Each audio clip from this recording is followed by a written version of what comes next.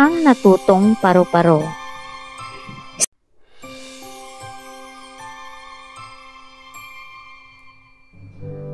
Sa isang malawak na halaman, maraming paru-paro ang malayang lumilipad, palipat-lipat sa mga makukulay na bulaklak.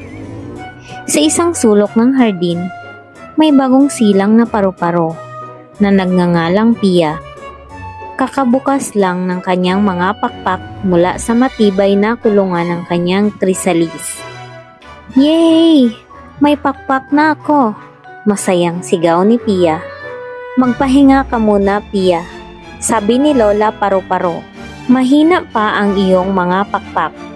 Kailangan mo munang matutong balansehin ang iyong sarili. Ngunit matigas ang ulo ni Pia. Hindi na kailangan. Gusto ko nang lumipad katulad ng lahat. Kinabukasan, maaga pa lang ay lumipad na si Pia. Una, mataas ang kanyang lipad. Nakikita niya ang buong hardin. Ang pulang rosas, dilaw na marigold at asul na gumamela. Ngunit biglang humangin ng malakas. Sumayaw ang mga dahon at si Pia ay tinangay.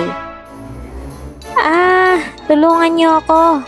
Sigaw niya habang bumabagsak sa malambot na damo. Sugatan ng kanyang pakpak at halos hindi na makalipad. Lumapit si Lola Paru-Paro at tinulungan siyang makabalik sa ligtas na sulok ng halaman. Kita mo, Pia, mahinahong sabi ni Lola. Ang paglipad ay hindi lang tungkol sa pagkakaroon ng pakpak. Kailangan din ng lakas, tiyaga at tamang oras. Napayuko si Pia. Pasensya na po, Lola. Akala ko po kaya ko na agad. Sa mga sumunod na araw, sumunod si Pia sa payo ni Lola. Araw-araw, dahan-dahan niyang iniunat ang kanyang mga pakpak. Tinatanggap ang init ng araw sa umaga at gumagalaw mula sa isang dahon patungo sa isa pa. Pinagmamasdan niya ang ibang paru-paro kung paano lumipad at mababa ng mahinahon sa bulaklak.